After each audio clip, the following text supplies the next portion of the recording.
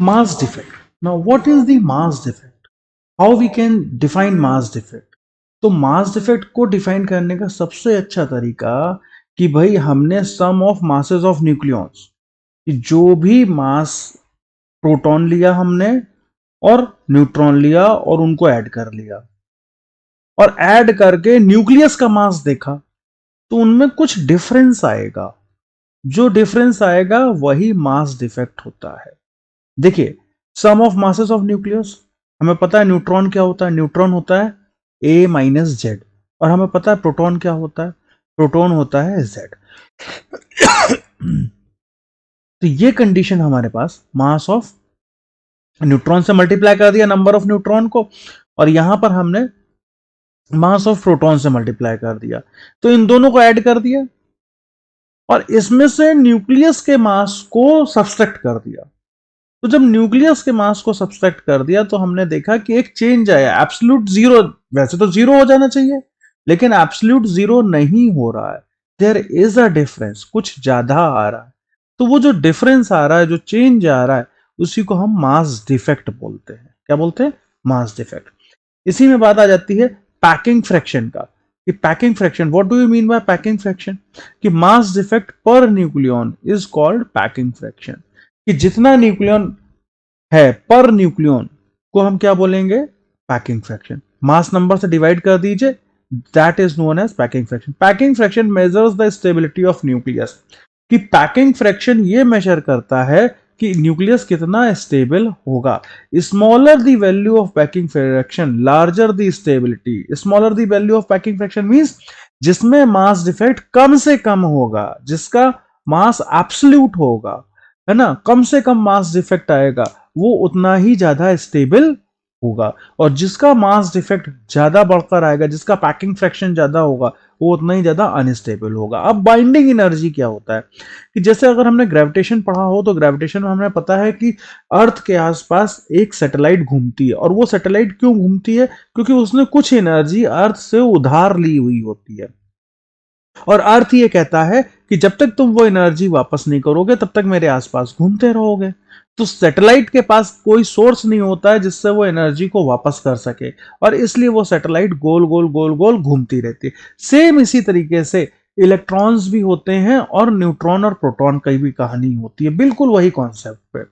The neutron and proton are stable inside the nucleus, held together by nuclear forces. जो अभी हमने इससे पहले वाले उसमें डिस्कस किया कि न्यूक्लियर फोर्सेस क्या होते हैं? शॉर्ट रेंज फोर्सेस होते हैं, और उसमें कोई चार्ज का डिस्क्रिमिनेशन नहीं है। चार्ज का डिस्क्रिमिनेशन इन सेंस कोई जरूरी नहीं है कि पॉजिटिव पॉजिटिव के बीच में रिपल्शन होगा या पॉजिटिव नेगेटिव के बीच में अट्रैक्शन होगा। नहीं, चार्ज का कोई नहीं है। इलेक्ट्रोस्टैटिक फोर्स का मतलब ही नहीं है वहां पे। वहां पर न्यूट्रॉन न्यूट्रॉन के बीच में होगा फोर्स, वहां पर प्रोटॉन प्रोटॉन के बीच में होगा फोर्स, वहां प्रोटॉन और न्यूट्रॉन के बीच में होगा फोर्स। और इसके लिए रिस्पॉन्सिबल कौन होते हैं? मीजन्स रिस्पॉन्सिबल होते हैं, pi mesons. Energy is needed to pull them infinitely apart. कि अब इनको दूर तक ले जाने के लिए, इनको दूर करने के लिए जो एनर्जी चाहिए होती है उसी को हम बोलते हैं बाइंडिंग एनर्जी। किसी को भी दूर करने के लिए, मैंने आपको बताया ना कि जैसे अर्थ के आसपास सैटेलाइट मूव कर रही है, अब ये सैटेलाइट अर्थ के आसपास ना मूव करे, उसको अलग ले जाना, तो वो क्या हुआ? बाइंडिंग एनर्जी ऑफ सैटेलाइट, है ना। ना, तो ये बाइंडिंग एनर्जी ऑफ हमारा इसमें आएगा concept, binding energy per nucleon. अब वही बात, जैसे मास डिफेक्ट पर न्यूक्लियन था पैकिंग फ्रैक्शन, ऐसे ही binding energy per nucleon, the average energy releases a nucleon from nucleus is called binding energy per nucleon. तो जो बाइंडिंग एनर्जी होगी उसको मास नंबर से डिवाइड कर देंगे तो बाइंडिंग एनर्जी पर न्यूक्लियन हो जाएगा। अब ये भी स्टेबिलिटी पे डिपेंडेंट करता है कि binding energy per nucleon is directly proportional to the stability. कि जितनी ज्यादा बाइंडिंग एनर्जी पर न्यूक्लियन होगा वो उतना ज्यादा स्टेबल होगा। टोटल बाइंडिंग एनर्जी क्या होगा? डेल्टा एम मींस ये क्या है? Mass defect into 931 into this, तो this will be the binding energy per nucleon. जितना ज्यादा बाइंडिंग एनर्जी पर न्यूक्लियन होगा उतना ज्यादा हमारे पास स्टेबल होगा। बाइंडिंग एनर्जी कर्व, ये टॉपिक सबसे इंपॉर्टेंट टॉपिक है न्यूक्लियस के अंदर। रीजन बिहाइंड इस पे बहुत सारे क्वेश्चंस आते हैं। अब देखिए, बाइंडिंग एनर्जी कर्व में एक कॉन्सेप्ट आप बिल्कुल समझ लीजिए। वो कॉन्सेप्ट ये है कि जिसकी बाइंडिंग एनर्जी जितनी ज्यादा होगी वो उतना स्टेबल होगा। तो बाइंडिंग एनर्जी सबसे ज्यादा किसकी है? आयरन की। तो आयरन सबसे ज्यादा स्टेबल है, स्प्लिट नहीं हो रहा है। अब जिनकी बाइंडिंग एनर्जी कम है वो अनस्टेबल होंगे। कौन कम है? हाइड्रोजन, देखो बाइंडिंग एनर्जी कम है, इनकी बाइंडिंग एनर्जी कम है, और इधर यूरेनियम की बाइंडिंग एनर्जी कम है।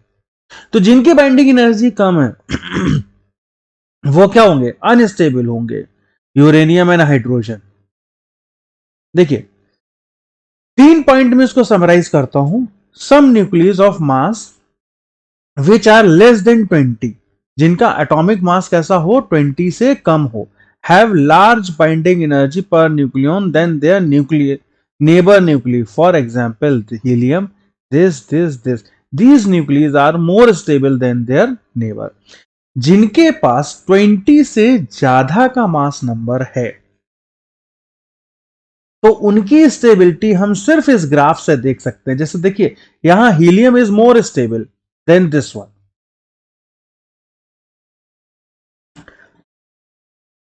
Same thing is saying over here. The binding energy per nucleon is maximum for the nuclei mass number 56, that is iron, and its value is 8.8 mega electron volt per nucleon. What is the value? 8.8. It can be asked, तो याद रखिएगा। For nucleon जिनका atomic mass number 56 से ज्यादा बड़ा हो, binding energy per nucleon gradually decreases. For uranium A is 238 and the value of binding energy drops to 7.5 mega electron volt. तो देखिए बाइंडिंग एनर्जी कर्व को अगर ध्यान से देखें हम, तो हम ये मानेंगे कि बीच में आकर, इस नॉट बीच में, एटलीस्ट थोड़ा सा सेंटर से अलग आकर यहां पर बाइंडिंग एनर्जी जो है वो सबसे ज्यादा स्टेबल है, और इसके इस तरफ भी अनस्टेबल है और इसके इस तरफ भी अनस्टेबल है। तो ये बाइंडिंग एनर्जी कर्व जो है वो इस बात के लिए रिस्पॉन्सिबल कराएगा चीजों को कि क्या न्यूक्लियर फिजन टेक्स प्लेस होगा या न्यूक्लियर फ्यूजन टेक प्लेस होगा। So binding energy curve is very important also, और 3 पॉइंट्स में बहुत कॉम्पैक्ट और समराइज करके मैं इसको लेके आया।